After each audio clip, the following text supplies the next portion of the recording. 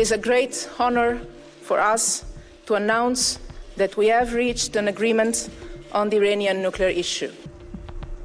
After playing a foundational role in shaping and safeguarding the 2015 Iran nuclear deal, Europe now faces a pivotal moment. Will it continue to lead diplomatic efforts or be drawn into harder-line measures?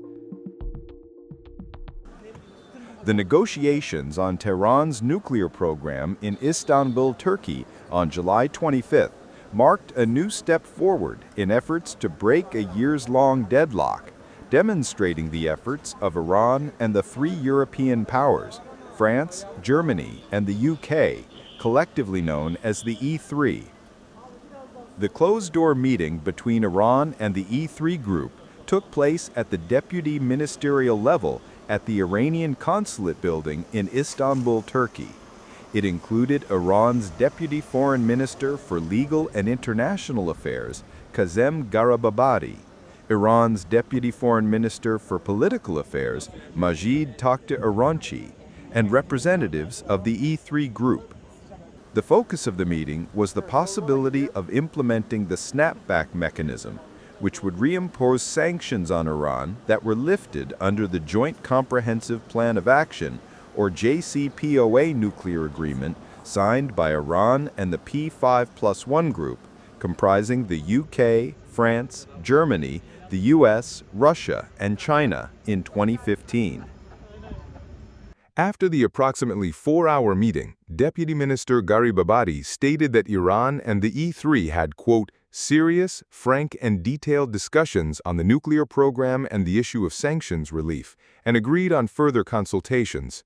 From this meeting, Iran will have about 5 weeks to make progress before the late August deadline set by the E3, the point at which these countries could begin the process of reactivating the snapback mechanism against Tehran. The JCPOA was built on the principle of reciprocity, allowing both Iran and the remaining parties to use leverage if one side did not comply.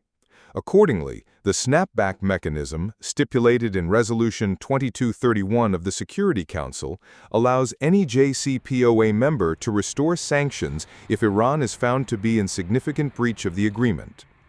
However, after the U.S. withdrew from the JCPOA and unilaterally reimposed sanctions, Washington lost the legal right to trigger this mechanism. Among the remaining signatories, including Germany, the UK, France, China, and Russia, only the European countries have expressed their intention to use the snapback mechanism.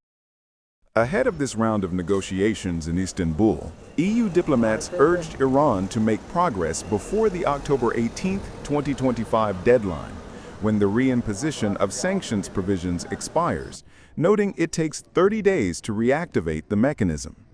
Western nations want Iran to completely halt its uranium enrichment program to prevent the risk of developing nuclear weapons, while Iran insists its nuclear development is purely for civilian purposes. Iran has also shown increasing impatience with Western pressure, and recent reports from the International Atomic Energy Agency, IAEA. In an exclusive interview, Iranian Foreign Minister Abbas Araghchi sharply criticized the IAEA's role, asserting that the agency has lost its neutrality and is being drawn into political calculations. We believe that the agency played, a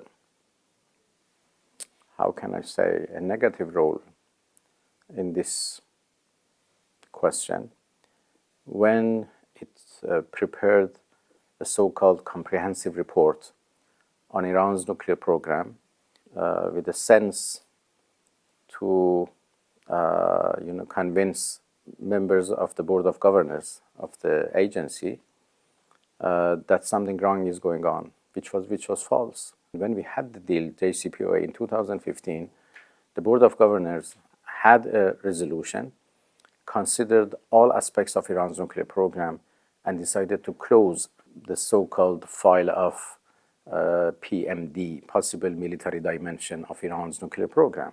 So the file has been already closed by the board, but the report tried to reopen that file with political purposes. upon the pressure of certain countries, in the board and beyond.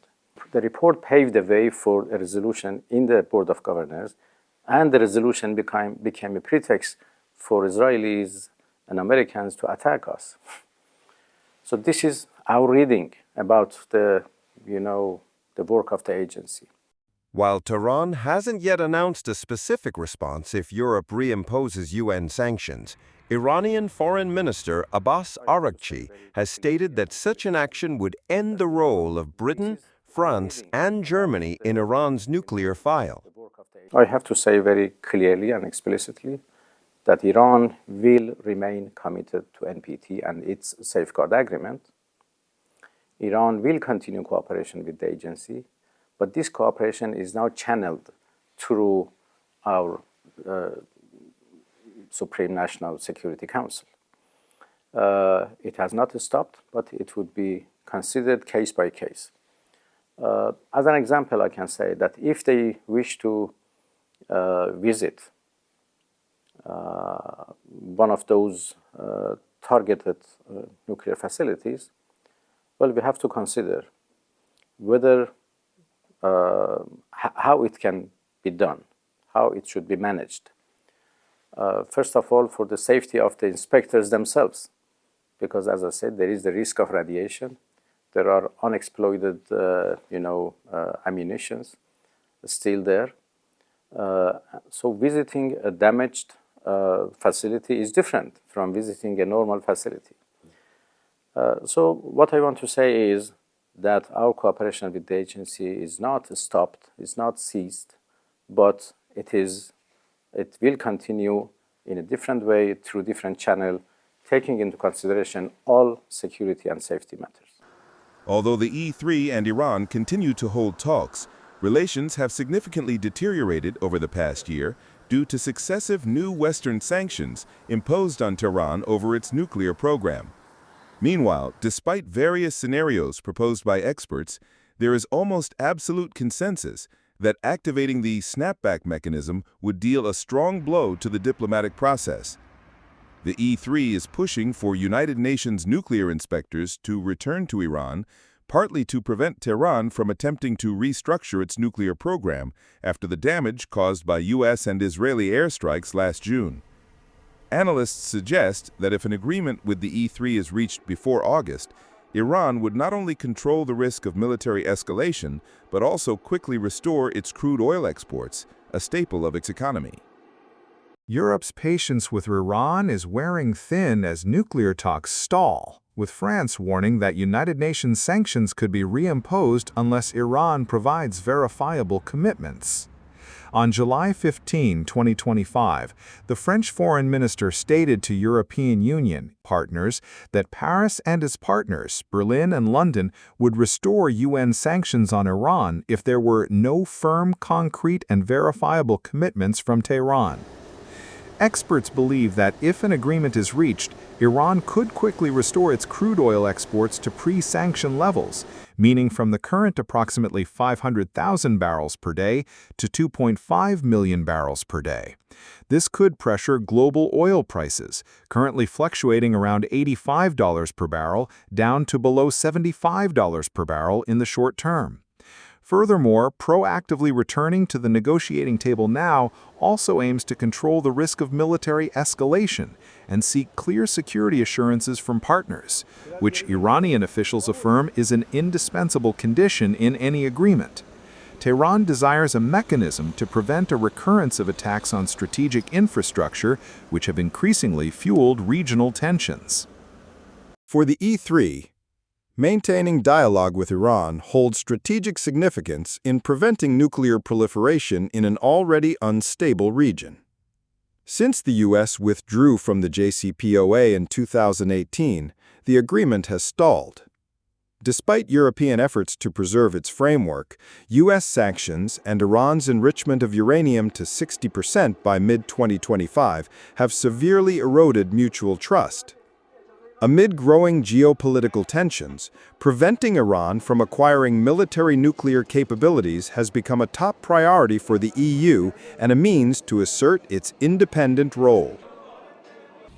According to experts, the most feasible scenario now is a temporary agreement. Iran would freeze uranium enrichment at 60% and allow IAEA inspections in exchange for limited humanitarian sanctions relief. This model, used in 2013, is now seen as the most practical way to ease tensions. While a breakthrough is unlikely, the Istanbul talks are viewed as a key opportunity to maintain dialogue amid rising military risks. The outcome of upcoming negotiations could shape the future of Iran-Western relations, either opening the door to a diplomatic solution or pushing Tehran further into isolation and new sanctions. It also serves as a test for non-proliferation efforts in a volatile region. The failure of the JCPOA under President Trump highlighted the dangers of sudden U.S. policy shifts, particularly Washington's abrupt alignment with Israel's hardline stance, which derailed the negotiation process. I think rather than this being an actual strategic calculation, this is something that Trump has more or less stumbled into as a result of adopting the Israeli negotiating position halfway through the negotiations. In the beginning of the negotiations, the position of Trump was a very reasonable and realistic one. Limit the Iranian nuclear program to maximum 3.67% only civilian use. And then somewhere halfway through, he adopted the Israeli position, which is actually zero enrichment. You cannot have any nuclear program. This is something the US has tried before. It leads us nowhere, it creates impasses. As soon as there was an impasse, the Israelis then took advantage of that to push for military strikes to soften the Iranian negotiating position, knowing very well that it would lead to a crisis that eventually would pull the US into it.